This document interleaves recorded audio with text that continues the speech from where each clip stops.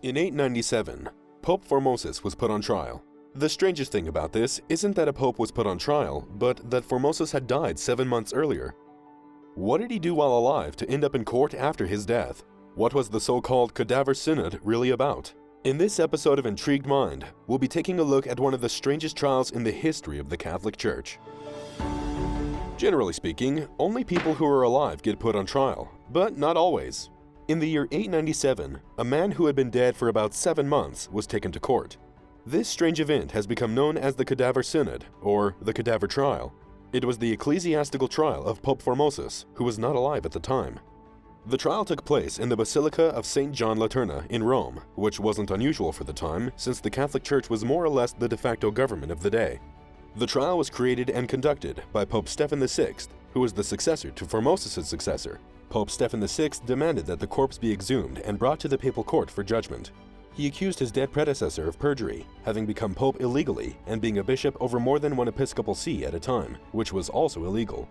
The Cadaver Synod took place during a period of political instability in Italy.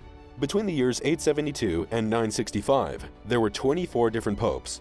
Between 896 and 904, there was actually a new pope every year. For comparison, the current pope has held the position for the last 9 years, and the guy before him, Pope Benedict, was pope for 7 years.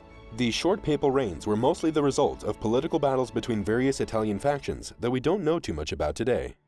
Formosus, when he was alive, became bishop of Porto-Santa in 864.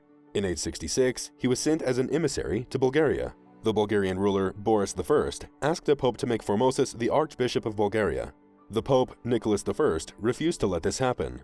This was because the 15th canon of the Second Council of Nicaea created rules banning a bishop from administering more than one area.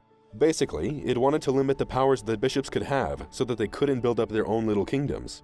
In 875, Formosus fled Rome because he was scared of then Pope John VIII.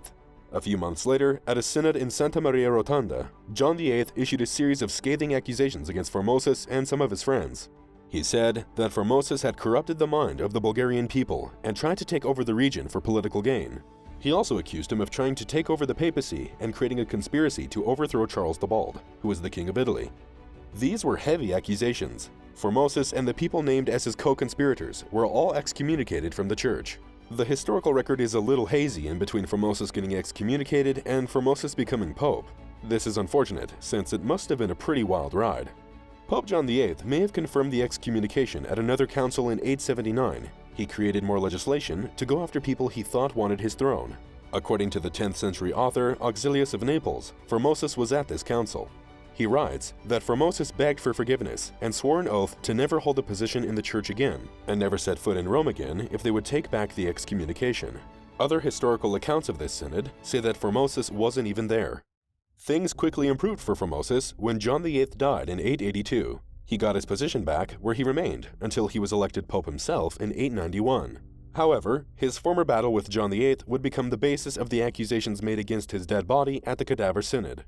According to the 10th century historian Liutprand of Cremona, Stephen VI asked Formosus' dead body why he had usurped the universal Roman see in such a spirit of ambition. This echoed John VIII's own claims that Formosus had been after the papal throne while he was still alive. 2 more accusations were made against the dead body. First, that he had committed perjury against the oath he swore at the Council of Troyes in 878. He supposedly broke this oath by doing his second crime, which was trying to exercise the office of bishop as a layman. He'd been excommunicated after all, so he could not have been bishop.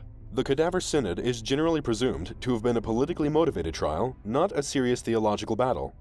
Back when Formosus was alive, he made Lambert of Spoleto co-ruler of the Holy Roman Empire.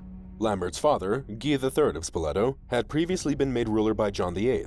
Formosus got nervous about Guy's aggressive behavior, and so he invited the Carolinian Arnulf of Carinthia to invade Italy and take the imperial crown for himself. This didn't go as planned because Arnulf's invasion of Italy failed. This left Formosus in a rather awkward position. Guy III died shortly after this. Formosus asked Arnulf to invade again next year, and this time Arnulf actually made it across the Alps and into Rome, where Formosus crowned him as Holy Roman Emperor. But just a few months later, Arnulf and Formosus both died. Formosus was succeeded by Pope Boniface VI, but then he died just 2 weeks later of disease. The leaders of Italy were just dropping dead left and right. Lambert and his mom, the Empress Engeltrude, entered Rome around the time that Stephen VI became pope. The Cadaver Synod happened in the wake of all of this. Sometime around January 897, Stephen VI ordered that the corpse of his papal predecessor, Formosus, be dug up from its tomb. It was then brought to the papal court for judgment. The rotting corpse was propped up on a throne and dressed in full papal regalia. The smell was probably extremely bad, so they really must have felt strongly about posthumously shaming Formosus. A deacon was appointed to answer on behalf of the deceased pontiff, because Formosus couldn't exactly speak for himself. Eventually, the corpse was found to be guilty. Clearly, the deacon that had to speak for him didn't do a great job. It probably would have gone slightly better if he had been alive to defend himself. After being declared guilty on all charges, Formosus's corpse was stripped of all the papal vestments that he had been buried in as per tradition.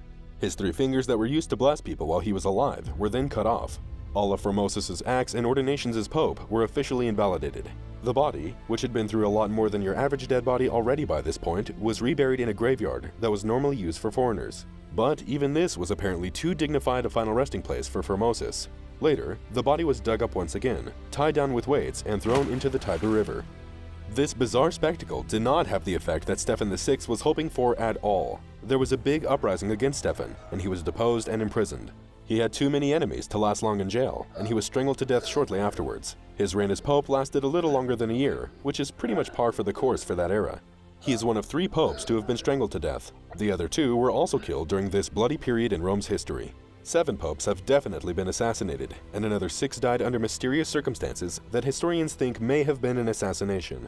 Stephen VI is really only remembered for being involved in this Cadaver Synod. He didn't really do anything else while he was pope.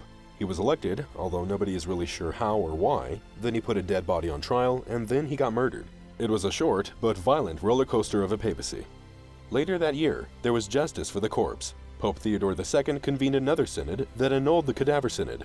It rehabilitated Formosus and decreed that the body would be reburied in St. Peter's Basilica in full pontifical vestments. This would be the only thing Theodore II would do as pope, since he would die 20 days later. It's unknown how exactly he died. He might have also been assassinated. In 898, the next pope, John IX, also nullified the Cadaver Synod. He convened another synod in Rome and another in Ravenna. These 2 synods affirmed the decisions of Theodore II Synod. But John IX went even further. He excommunicated 7 different cardinals who had been involved with the Cadaver Synod and banned any future trials of people who were already dead. He had just had enough of the whole thing. However, not even that was the end of this strange story. Pope Sergius III got elected in 904, and he had actually been a part of the Cadaver Synod when he was a bishop. He had been a co-judge, and so he didn't appreciate how everyone had started to hate on the trial. He overturned the rulings of Theodore II and John IX and reaffirmed Formosus's original conviction. Not only that, but he had a special epitaph added to the tomb of Stephen VI, celebrating his accomplishment for putting the dreaded Formosus in his rightful place. It is interesting to consider the legacy of the dead.